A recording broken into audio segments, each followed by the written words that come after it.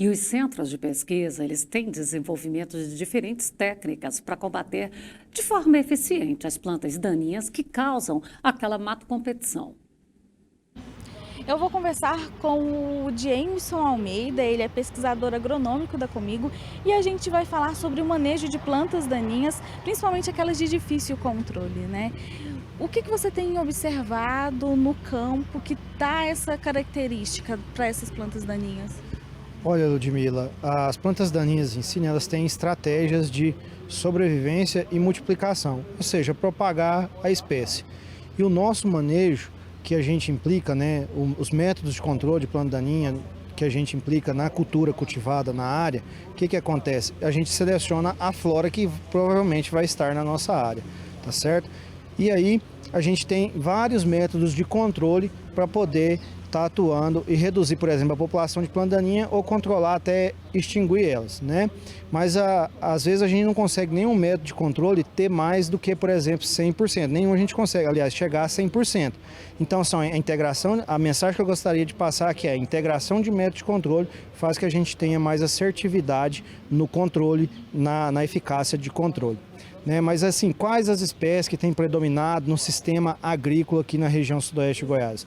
De difícil controle. A gente já tem relatos e já tem aí presenciado no campo, por exemplo, a vassourinha de botão, o capim pé de galinha, trapoeraba, erva de Santa Luzia. Então essas são espécies de difícil controle. Quando a gente fala de difícil controle, aí o telespectador entender, né? Por que difícil controle? Porque normalmente na agricultura a gente tem usado o glifosato, tem usado alguns herbicidas como 2,4-D, mas a gente tem tido dificuldade, por exemplo, de controlar, por exemplo, a erva de Santa Luzia com glifosato e somente com glifosato e 2,4-D.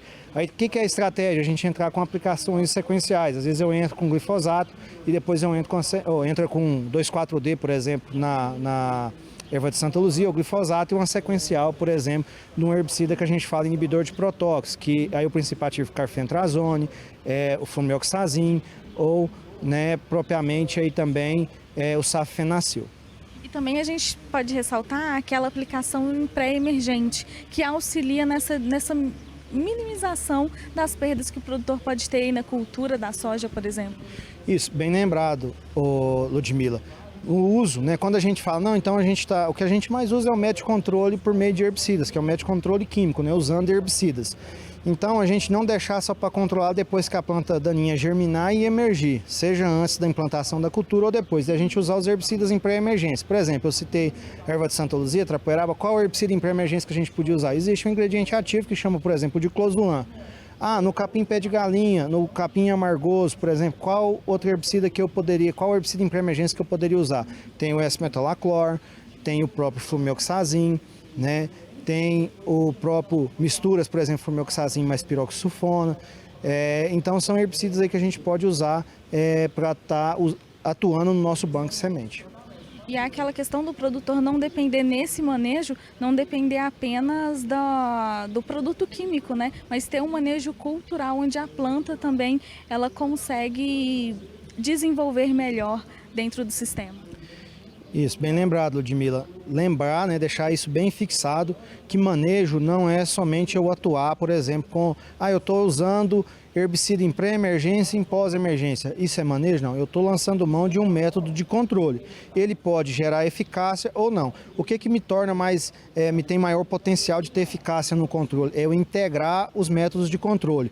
Por exemplo, o método de controle cultural, o método de controle químico por meio de herbicidas, o método de controle preventivo, que é limpar as máquinas, né, controlar plantas daninhas que estão na borda na borda do talhão, em beirada de carreador, de estrada vicinal.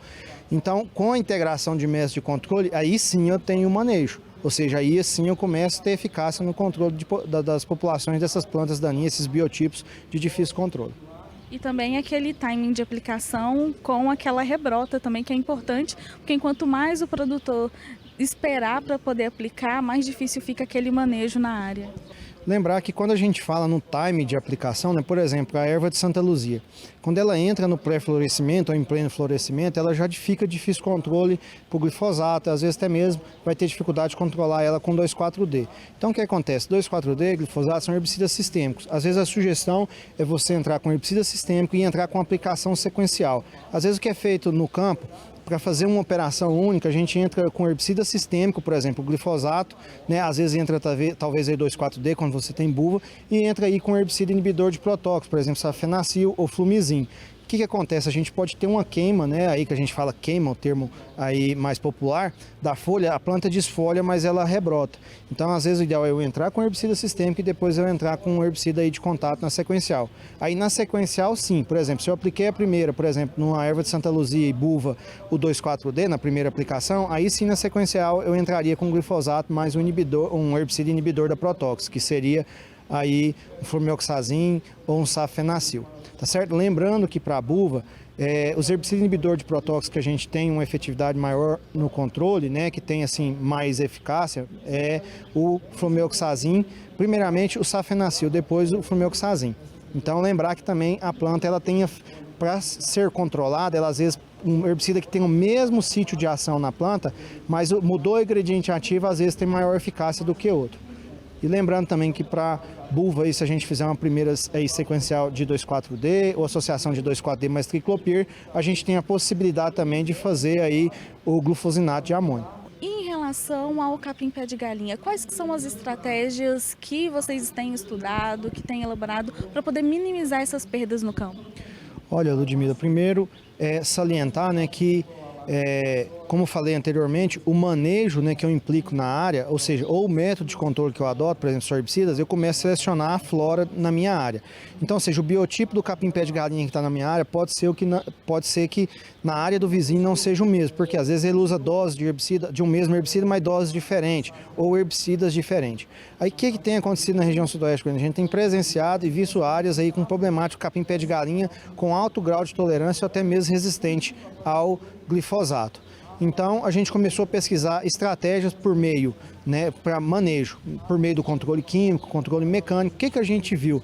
Ou, né, áreas aí que já está precisando, às vezes, construir fertilidade, aproveita e já entra com controle mecânico, que é grade aí no período mais seco, né, no final do período chuvoso, que é para nesse período seco agora que passa sem chuvas, você ter a morte das touceiras, ou então você ainda no período chuvoso faz o controle mecânico por meio de roçada, tá certo? Uma roçada bem eficiente, baixo, praticamente rente o solo, e após a rebrota, que normalmente quando está no período chuvoso vai começar a rebrota entre 5 e 7 dias, aí na rebrota inicial das touceiras você entrar aí com a associação, por exemplo, do herbicida MSMA mais diuron, foi o que a gente viu mais efetividade. Aí as doses a ser selecionada precisa aí do acompanhamento do agrônomo que esteja atendendo aí o produtor rural aí na linha de frente.